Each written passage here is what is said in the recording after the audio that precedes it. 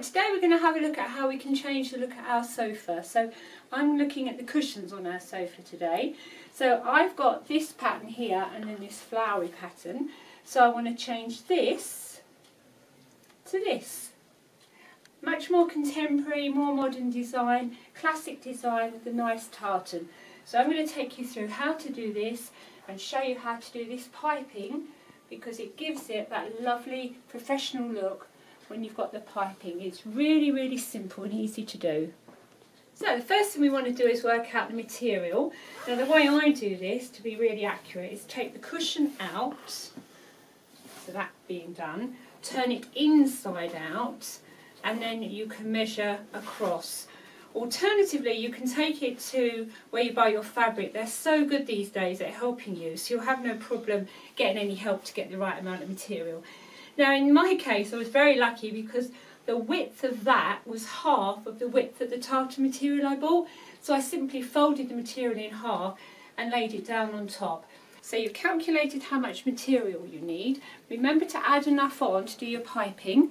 Alright, now your piping strip goes around 3 edges, doesn't go along the bottom edge, goes around the 3 edges of your cushion. And it's about 1 inch wide you need, because you fold it over and you slide your piping inside. I'll show you that in a moment. If you don't have enough material to do one long strip, don't worry. Have a look here. I've actually joined it. You can't really tell. So this is obviously I didn't have enough here and I've joined it up. So you only need your piping for 3 of the edges.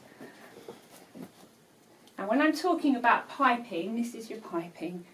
Alright, this is a number 3, a grade 3.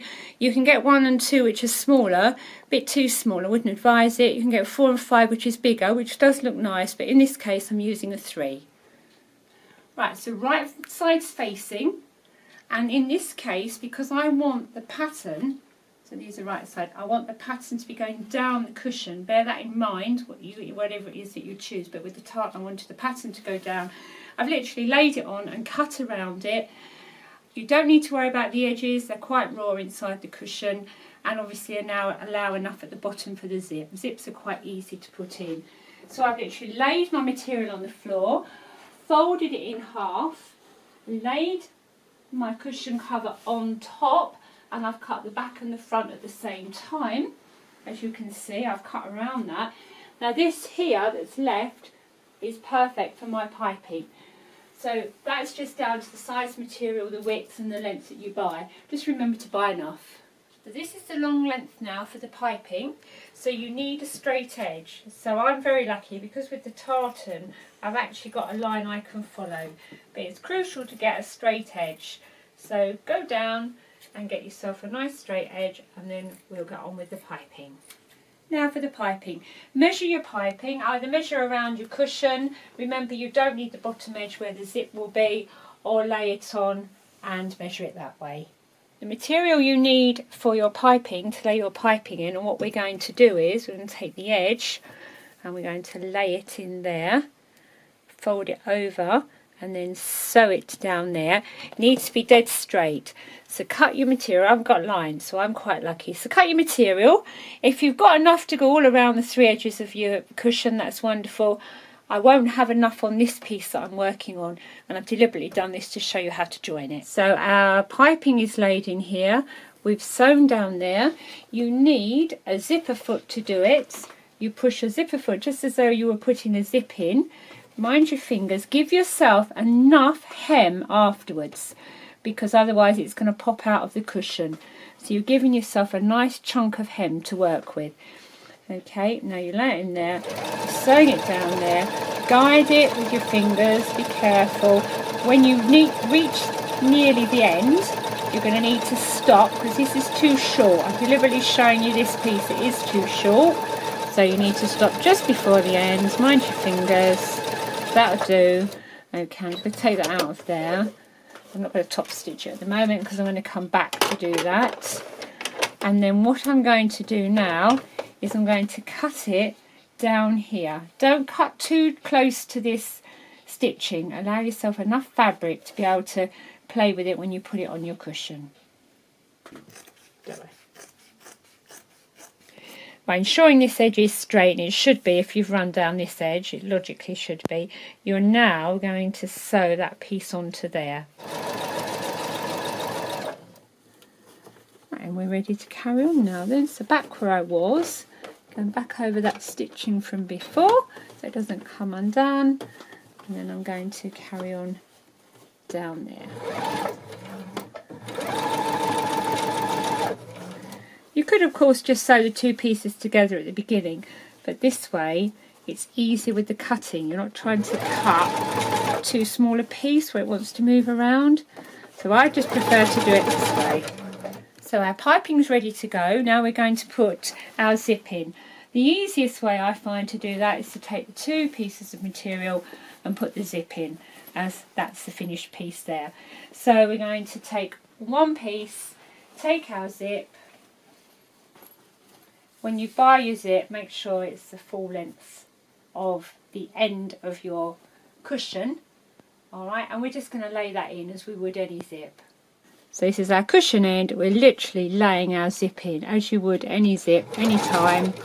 Okay, and we're just going to run down there. Near the bulk at the bottom there. Okay, just move our zip head up and you can carry on sewing down to the...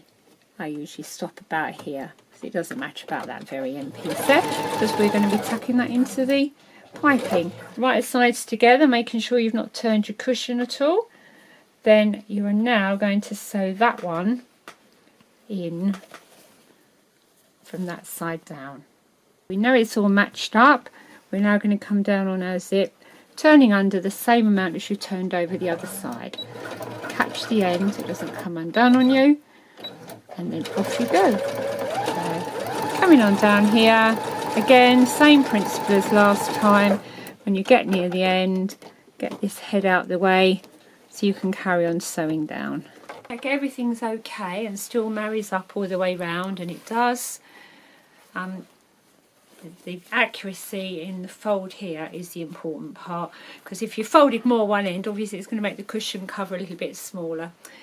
Take your piping, and then starting in one of the edges here, you lay it on one piece, one side of the cushion here where that edge is at the beginning of the zip.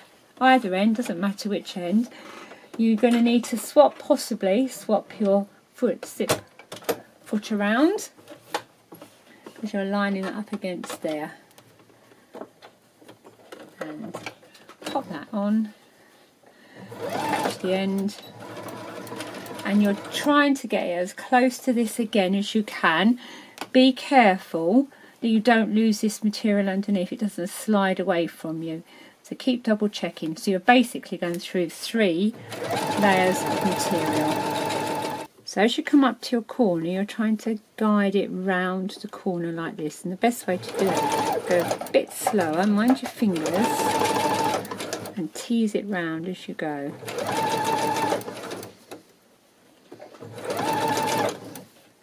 See that? I'm just gently pushing it through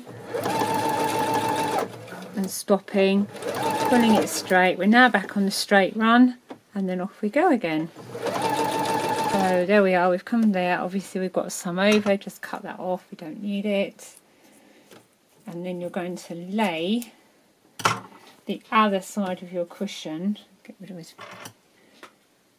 cotton, the other side down. I turn it over because I want to see this stitching to know that I'm going in far enough to the piping. And then again, don't need to change my zipper foot because it's round the right way, and make sure it all marries up. It does. And now you're just going to simply sew down there, so you're now sewing the other half of the cushion on, and the piping is sandwiched in between. So keep checking that your material isn't slipping back. Alright, and when you get to the corner again, follow the line of stitching you've already got. Alright, because it will go in a little bit because you're curving round. So just gently ease it round. Take your time, because you're going through 4 layers here. That's it, and then we're back on the home run again. So when you get near the end here, you're getting to the final bit, unzip it, otherwise you won't be able to get in to your cushion, and then carry on down. Right, we'll sort those little bits out in a minute with a little bit of stitching there, that's no problem. Turn it inside first of all and just make sure that you have caught the piping all the way around. So just check it. So turn it in the right way and just check that you have got the piping all the way in. We look good there.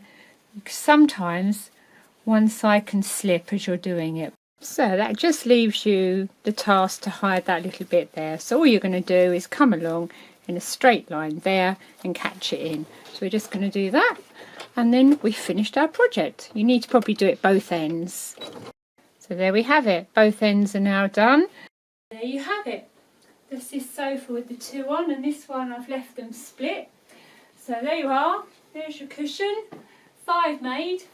Really pleased with those. Hope that's been of some help to you. So thank you very much for watching all of our videos. We've got lots out there on cooking, plumbing, DIY. Give us a look. Thank you. Deraton 33. Thanks for watching.